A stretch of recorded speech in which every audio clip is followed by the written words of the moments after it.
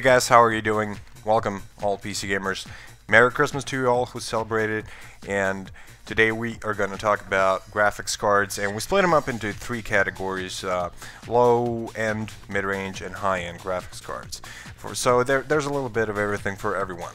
Let's start off with the MSI AMD Radeon R6570. Now this card costs only $76, and you can't expect a lot from it, but what you can do is play Battlefield 3, Battlefield 4 in full HD, but you gotta lower the settings down a little bit. Well, not a little bit, you gotta lower it down a lot.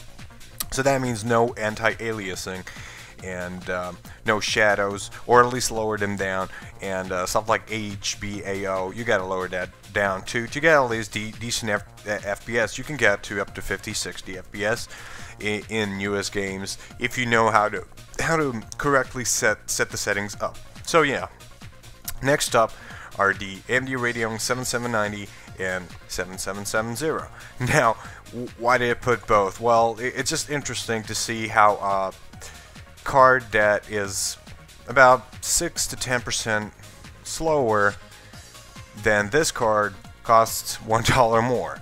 Now, it may be because it's Asus and the design is a little bit better and it has more cooler, but it has more cooling power, but that's pretty much it. Now, 7790 is faster, and it should be a lot better than the one we previously talked about.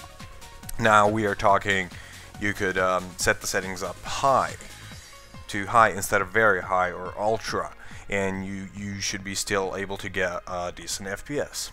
Now, there's a card goes by the name of GTX 650. Now, it's not the TI version because that costs a lot more and it's not that faster.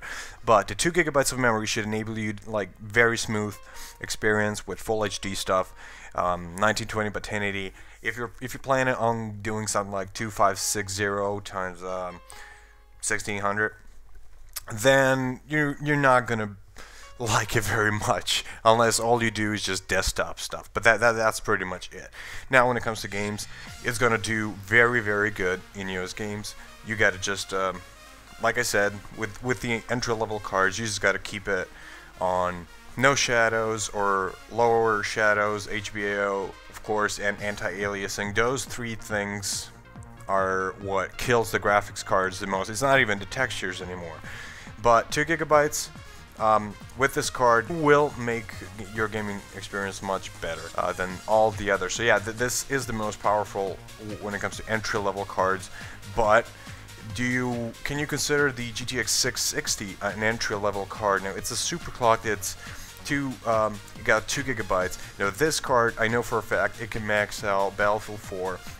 Of course, max it out in a sense that you put all ultra settings, except you put anti-aliasing on maybe the lowest setting or not at all, and HBO put it to SSAO, and that should pretty much work the same in every game.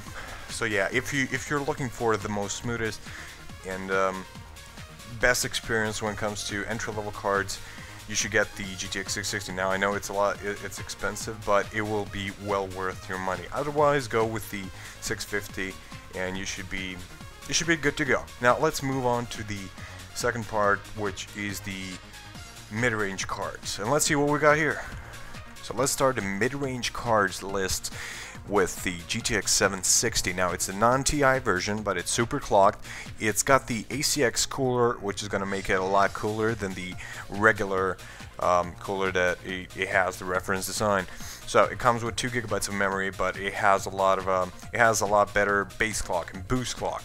It's got a lot of CUDA cores, a lot more than the GTX 660, for example, which is only $40 less.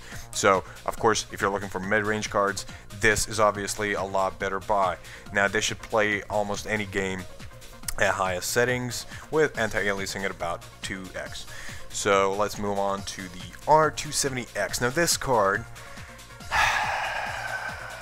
card is kind of somewhere in the middle between the GTX 770, that is kind of GTX 770. You can look at that card as something in between mid and high-end graphics card. Now that's what I personally have in my system, and with this game I can max out pretty much anything with 4-time anti-aliasing, with all the HBO, tessellation, everything, and I can still get decent FPS. I even got a 144 megahertz, 144 hertz monitor, sorry, because I was getting a lot of FPS. Like most games, I go over 100, especially a game like Skyrim or something like that, even modded. So yeah, when it comes to all these graphics cards, the GTX 770 should be the fastest, but when it comes to raw power, I guess the R9 270X kinda wins, but it depends on the games, because some games are optimized for Radeon, some are optimized for NVIDIA. So you guys should see what you want to do and what you want to play and go with that. Now, an honorable mention should be the Sapphire Radeon HD 7970 OC, which is still considered a high-end card by some, but because cards like R9 290X came out, this card fell into the mid-range category, and it's probably going to stay there, but it's still a very, very good card. It's a lot faster than GTX 680, so it's somewhere in the middle, in between all of these. So yeah, let's move to the high-end graphics cards. So when it comes to the high-end graphics cards, a reasonable thing to do, if you got over $600 or $650, $700, is to go with the GTX 780 Ti superclocked. It's got 3 GB of memory. Now, look at this design. This means a lot of heat. So if you don't have a good case with good cooling, this is going to overheat, especially because it draws so much power. So that's why I personally recommend, if you go with the 780, go with something like 780 superclock with ACX cooler, or with twin Frozen cooler if you can find it, even better. So yeah, this card is better, faster, draws less power than GTX Titan, and for a lot less money, that is. Now, if you want to be faster than GTX Titan, you could just by default get two 680s, which is pretty much what Titan is in a way, with lower clocks. But you can get two 680s, overclock them all in SLI, and you would pretty much have a beast of a machine. But with the 780, what you can do, you can get one now and wait about a year for the price to fall and get another one, and then you would have a graphics card that's even better than than whatever comes out next year, which should be GTX 8 something series. So yeah, let's see what we have here. Sapphire Radeon R9 290. Now, if you can find a design that is better than this, you gotta get this card. Now, it's not the X version. It's got 4 gigs, which means it should be better with with higher resolutions than other cards like the 780 Ti, because it only got 3 gigs. But still, this design is not good, because it just produces a lot of heat. So if you can get something else, that would be really good, especially because the latest AMD drivers, they kind of mess things up when it comes to power consumption and heat production, making them a lot worse than they used to be. And some newer games are not working on these cards properly.